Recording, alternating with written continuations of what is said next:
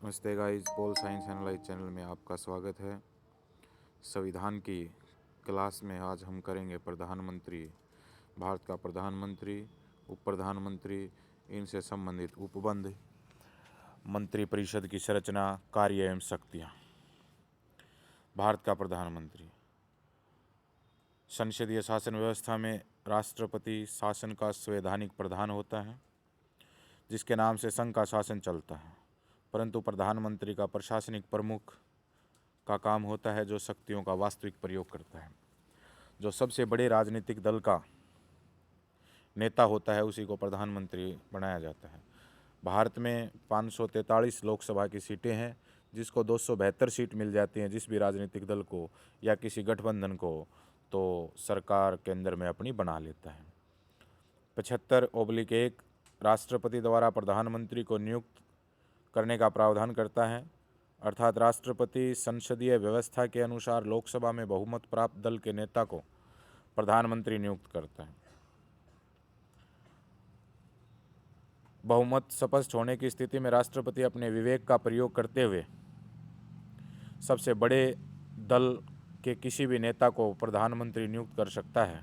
उसके लिए शर्त यह है कि नियुक्ति प्रधानमंत्री को 1 माह के अंदर बहुमत साबित करना होता है, यानी कि जिसको भी प्रधानमंत्री नियुक्त करेगा उसको 1 महीने के अंदर अंदर अपना बहुमत साबित करना होता है, अर्थात जोड़ तोड़ करके 272 सीटें या 272 सदस्य उसने दिखाने होते हैं। नोट 1997 में भारत को सर्वोच्च न्यायालय ने निर्णय दिया कि वह व्यक्ति भी प्रधानमंत्री बन सकेगा जो 6 माह के अंतर्गत प्रधानमंत्री बनने के बाद संसद के किसी भी सदन की सदस्यता प्राप्त कर ले। यानी प्रधानमंत्री बनने के लिए कंडीशन है कि वो संसद के किसी भी सदन का सदस्य होना जरूरी है। यदि वो संसद का सदस्य नहीं है तो 6 महीने के अंदर संसद का सदस्य बनना जरूरी है। यदि ऐसा नहीं कर पाता है तो वो प्रधानमंत्री और मंत्रिमंडल का इस्तीफा समझा जाएगा। संविधान के अनुसार प्रधानमंत्री संसद के दोनों सदनों में से किसी भी सदन का सदस्य हो सकता है, परंतु संसदीय शासन व्यवस्था के अंतर्गत अगर परंपरा की बात करें तो उसे लोकसभा का सदस्य होना चाहिए, लेकिन भारत में ऐसा नहीं है। ब्रिटेन के अंदर ऐसी व्यवस्था है। वे प्रधानमंत्री जो राज्यसभा की सदस्य होते हुए भी मुख्यमंत्री रहे। इंदिरा गांधी 1966 में जब वो राज्यसभा की सदस्य थी तो देश की प्रधानमंत्री बनी। HD देवगौड़ा 1996 में राज्यसभा के सदस्य होते हुए देश के प्रधानमंत्री बने। डॉक्टर मनमोहन सिंह 2004 और 2009 में राज्यसभा के सदस्य होते हुए देश के प्रधानमंत्री बने। ब्रिटेन जैसी संसदीय शासन व्यवस्था वाले देश में प्रधानमंत्री सिर्फ निम्न सदन हाउस ऑफ कॉमन का सदस्य ही बन सकता है। ब्रिटेन के अंदर हाउस ऑफ कॉमन यानी निम्न सदन जो लोगों का प्रतिनिधित्व करता है उसी सदन का सदस्य प्रधानमंत्री बन सकता है, लेकिन भारत में संसद का सदस्य प्रधानमंत्री बन सकता है। ये ध्यान रखनी है ये बात। प्रधानमंत्री की शपथ, प्रधानमंत्री को पद एवं गोपनीयता की शपथ राष्ट्रपति दिलवाता है। प्रधानमंत्री जहां एक तरफ भारत के संविधान के प्रति सच्ची श्रद्धा, निष्ठा और प्रतिज्ञा की शपथ दिलाता है, तो वहीं दूसरी तरफ भारत की प्रभुसत्ता, एकता, अखंडता का क्षुण्ण बनाए रखने की प्रतिबद्धता व्यक्त करता है। साथ ही भय, पक्षपात या द्वेष आदि के बिना सभी प्रकार के लोगों के प्रति संविधान और विधि के अनुसार न्याय करने का वचन भी देता है। प्रधानमंत्री की शपथ, प्रधानमंत्री की पदावधि, प्रधानमंत्री का कार्यकाल क्या होगा? प्रधानमंत्री का कार्यकाल यदि परिस्थितियां ठीक ठाक रहती हैं तो 5 वर्ष होता है। उससे पहले यानी 5 वर्ष से पहले किन परिस्थितियों में उसका कार्यकाल कम हो सकता है? प्रधानमंत्री राष्ट्रपति के प्रसाद पर्यंत कार्य करता है, परंतु इसका अर्थ यह नहीं है कि प्रधानमंत्री को जब चाहे जब बर्खास्त कर दिया जाए। राष्ट्रपति ऐसा तब कर सकता है जब प्रधानमंत्री लोकसभा में अपना बहुमत खो दे, यानी किसी भी गठबंधन को या राजनीतिक दल को 272 सीटें या लोकसभा में बहुमत ना हो, बहुमत खो दे, तो राष्ट्रपति उसको उसके पद से बर्खास्त कर सकता है, ये 5 वर्ष की अवधि से पहले। इसके अलावा प्रधानमंत्री का कार्यकाल सामान्यतः 5 वर्ष का होता है उसको पहले यदि प्रधानमंत्री चाहे तो त्यागपत्र देकर अपना पद स्वयं छोड़ सकता है, अन्यथा 5 वर्ष तक अपने कार्यकाल का कार्य करता है। प्रधानमंत्री का इस्तीफा या पद छोड़ने का मतलब है पूरी परिषद का इस्तीफा, यानी पूरी मंत्री परिषद का इस्तीफा होता है प्रधानमंत्री का इस्तीफा। क्यों होता है? क्योंकि प्रधानमंत्री के कहने पर राष्ट्रपति सभी मंत्रियों को शपथ दिलाता है, इसलिए प्रधानमंत्री का इस्तीफा पूरी मंत्री परिषद का इस्तीफा माना जाता है। ध्यान रहे बच्चों ये बात। सामान्यतः प्रधानमंत्री को वही वेतन व भत्ते मिलते हैं जो एक संसद सदस्य को प्राप्त होते हैं। इसके अलावा व्यय विषयक भत्ता, स्वास्थ्य सुविधाएं आदि भी प्राप्त होते हैं, यानी सभी सांसदों को समान वेतन मिलता है। जो लोग मंत्री होते हैं उनको कुछ सुविधाएं, वेतन भत्ते और महंगाई भत्ते अलग से मिलते हैं, बाकी सभी सांसद का वेतन बराबर है। प्रधानमंत्री की शक्तियां एवं कार्य। भारतीय संविधान में प्रधानमंत्री की शक्तियों का कहीं वर्णन नहीं मिलता। राष्ट्रपतियों को शक्तियों का उल्लेख जरूर मिलता है भारतीय संविधान में, लेकिन प्रधानमंत्री का कहीं उल्लेख नहीं है। इसलिए प्रधानमंत्रियों द्वारा राष्ट्रपति की शक्तियों का ही प्रयोग किया जाता है। प्रधानमंत्री को कुछ प्रमुख शक्तियां एवं कार्य जो मंत्रिपरिषद के संदर्भ में मिलती हैं। नीति निर्माता के रूप में प्रधानमंत्री एक मंत्री होता है, परंतु वह अपने समकक्ष सभी मंत्रियों का प्रधान होता है। मंत्रिपरिषद और मंत्रिमंडल दोनों का प्रधान होता है प्रधानमंत्री। मंत्रियों को विभिन्न मंत्रालय आवंटित कर प्रधानमंत्री उनकी प्रगति को देखता है, उनके कार्य को देखता है, उनकी कार्यों की समीक्षा करता है। प्रधानमंत्री मंत्रिपरिषद की बैठक की अध्यक्षता करता है एवं सभी मंत्रियों को दिशा निर्देश देता है। प्रधानमंत्री किसी भी मंत्री को त्यागपत्र देने अथवा राष्ट्रपति को सलाह दे सकता है कि इस मंत्री को बर्खास्त किया जाए। प्रधानमंत्री स्वयं त्यागपत्र देकर पूरी मंत्रिपरिषद को बर्खास्त कर सकता है। यदि वह किसी मंत्री को उसके पद से राष्ट्रपति को परामर्श करके बर्खास्त करता है तो इसमें उसने कोई एक्सप्लेनेशन नहीं देनी है, किसी को कोई जवाब नहीं देना है, किसी कोर्ट में कोई केस नहीं चल सकता। प्रधानमंत्री और उसकी मंत्रिपरिषद मिलकर नीति निर्धारक की अहम भूमिका का निर्वहन करते हैं, यानी पूरे देश को चलाने की जिम्मेवारी प्रधानमंत्री और मंत्रिपरिषद की होती है। इनकी सामूहिक जिम्मेवारी होती है और देश के प्रति सामूहिक उत्तरदायित्व भी होता है। राष्ट्रपति के संबंध में संघ के प्रशासन और विधान से संबंधित ऐसी सूचनाओं को प्रदत्त करें जिसकी राष्ट्रपति मांग करता है। ऐसा कोई विषय जिस पर किसी मंत्री ने निश्चय कर दिया है किंतु मंत्रिपरिषद ने विचार नहीं किया है, ऐसी स्थिति में राष्ट्रपति को अपेक्षा अनुसार उस विषय को प्रधानमंत्री मंत्रिपरिषद के सामने रखता है। प्रधानमंत्री राष्ट्रपति को सलाह एवं परामर्श देकर विभिन्न अधिकारियों को नियुक्त करवाता है, जैसे भारत का महान्यायवादी, नियंत्रण एवं महालेखा परीक्षक, संघ लोक सेवा आयोग का अध्यक्ष और उसके सदस्य, वित्त आयोग का अध्यक्ष एवं उसके सदस्य आदि आदि अनेक व्यक्तियों को नियुक्त करवाता है। संसद के संबंध में प्रधानमंत्री लोकसभा का नेता होता है, सदन का नेता होता है, अपने राजनीतिक दल का नेता होता है, राष्ट्रपति को सत्र आहूत करने एवं सत्रावसान करने संबंधी परामर्श देता है। लोकसभा के विघटन की सिफारिश प्रधानमंत्री द्वारा किसी भी समय राष्ट्रपति से की जा सकती है। प्रधानमंत्री सभा पटल पर सरकार की नीतियों की घोषणा करता है तथा विपक्ष द्वारा उचित दिशा निर्देश जो वह ठीक समझे सबको शामिल करने का प्रयास करता है। लोकसभा में यह विपक्षी दलों को बात सुनकर जनता को की इच्छाओं के अनुरूप कार्य करने की नीति अपनाता है। प्रधानमंत्री की अन्य शक्तियां एवं कार्य। प्रधानमंत्री नीति आयोग का अध्यक्ष होता है। इसके साथ साथ राष्ट्रीय विकास परिषद, अंतर्राज्यीय परिषद, राष्ट्रीय जल संसाधन परिषद एवं राष्ट्रीय एकता परिषद का भी अध्यक्ष होता है। एक तरफ जहां केंद्र सरकार का मुखिया होता है, विदेश नीति को नया रूप प्रदान करने तथा पड़ोसी देशों के साथ रिश्ते अच्छे करने की जिम्मेदारी भी होती है। आपातकाल की परिस्थितियों में राजनीतिक सतर्क पर जिम्मेदारी का जिम्मा प्रधानमंत्री का होता है, बेशक भी आपातकाल राष्ट्रपति लगाता हो। भारत के प्रधानमंत्री और उनका कार्यकाल। पंडित जवाहरलाल नेहरू 1947 से 1964 तक भारत के प्रधानमंत्री रहे। गुलजारीलाल नंदा कार्यवाहक प्रधानमंत्री 27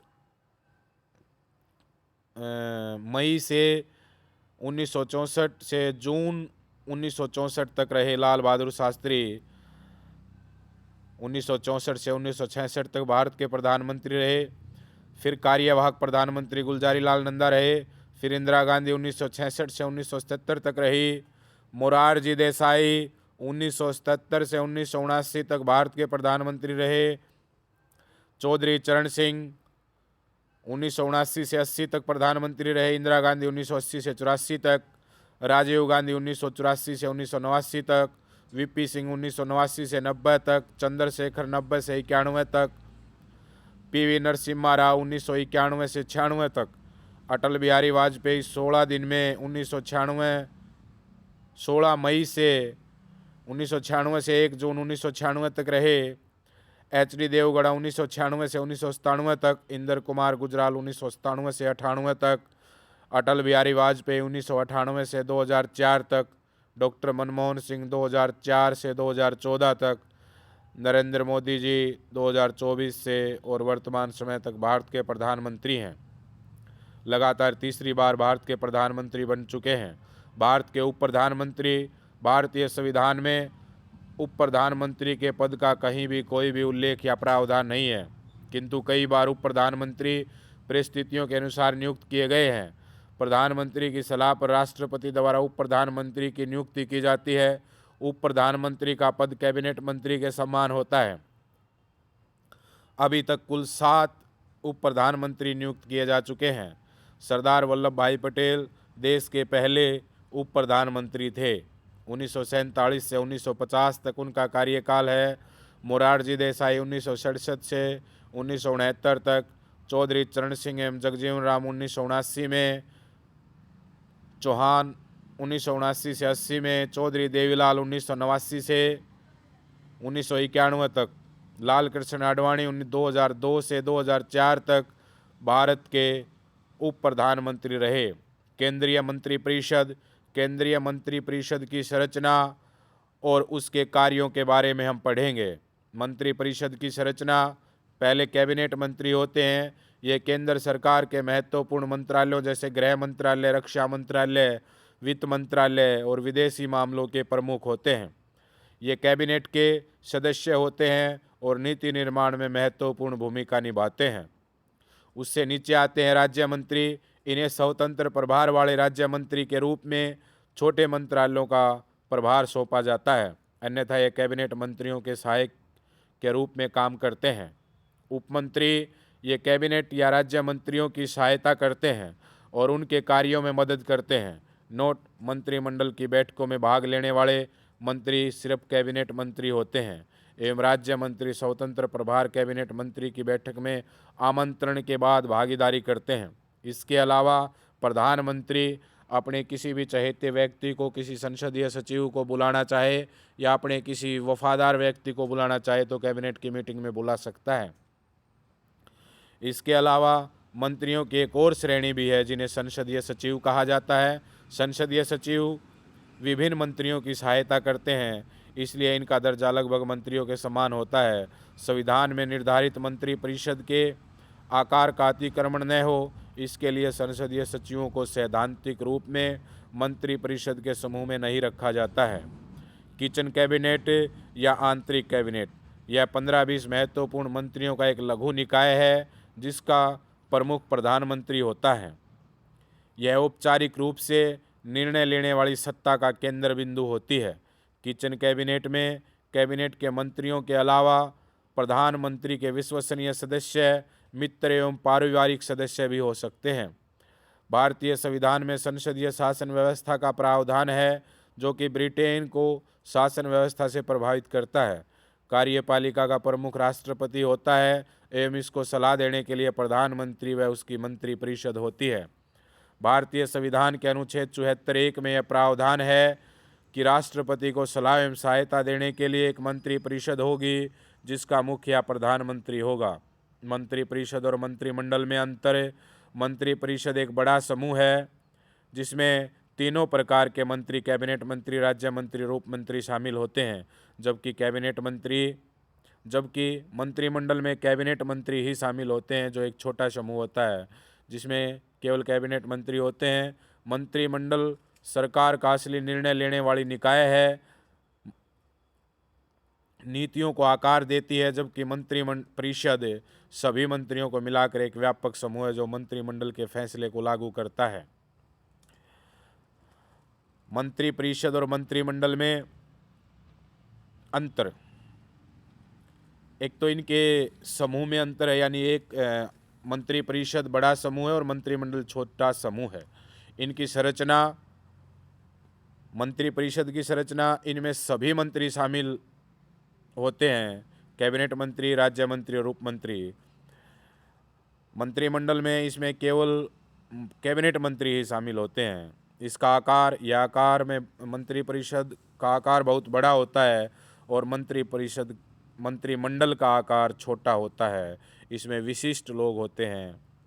इनका कार्य, मंत्रिपरिषद यह एक व्यापक निकाय है जो मंत्रिमंडल के फैसलों को लागू करती है। मंत्रिमंडल यह सरकार का मुख्य निर्णय वाला एक निकाय है जो निर्णायक दिशा निर्देश आदि के लिए बैठ के करती हैं। इनकी शक्ति, मंत्रिपरिषद सैद्धांतिक रूप से शक्तियां मंत्रिपरिषद में निहित हैं, लेकिन वास्तविक रूप में मंत्रिमंडल के पास होती हैं। यह मंत्रिपरिषद की शक्तियों का प्रयोग करता है और सरकार की नीतियों का अंतिम निर्णय लेते हैं। बैठकें यह एक साथ काम करते हैं और एक साथ ही नियमित बैठकें भी इनकी होती हैं।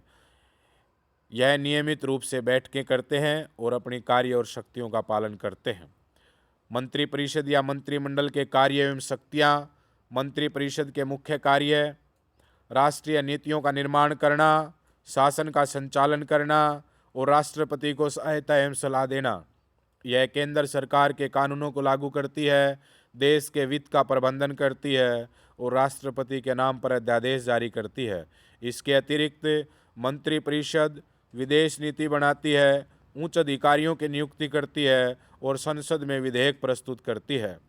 मंत्रिपरिषद के कार्य एवं शक्तियाँ: नीति निर्माण, राष्ट्रीय नीतियों का निर्माण करना और क्रियान्वयन मंत्रिपरिषद के प्रमुख कार्यों में से एक है। इसमें रक्षा मंत्रालय, आर्थिक नीति और राष्ट्रीय सुरक्षा जैसे महत्वपूर्ण निर्णय शामिल हैं। प्रशासनिक कार्य: पूरे देश के शासन का संचालन मंत्रिपरिषद करती है। सभी सरकारी विभाग मंत्रियों के नियंत्रण में होते हैं और प्रशासन की जिम्मेदारी उन्हीं की होती है। विधायी कार्य: मंत्रिपरिषद विधेयक तैयार करते हैं और संसद में प्रस्तुत करते हैं। वे संसद में प्रश्नों का उत्तर भी देते हैं, यानी विपक्ष के द्वारा उठाए गए प्रश्नों का उत्तर देते हैं और देश की जनता के द्वारा उठाए गए प्रश्नों का उत्तर देते हैं। मंत्रिपरिषद की सलाह पर राष्ट्रपति अध्यादेश जारी कर सकते हैं। वित्तीय कार्य: मंत्रिपरिषद राज्य के बजट तैयार करती है और पूरे राष्ट्र के धन का विनियमन करती है, किस राज्य को कितना कितना धन देना है और कौन सी पॉलिसीज़ को कितना धन देना है, देश में क्या चीज़ें चलानी है, ये सभी वित्तीय कार्य के अंतर्गत आती हैं। विदेश नीति: मंत्रिपरिषद विदेश नीति का निर्माण और कार्यान्वयन करती है।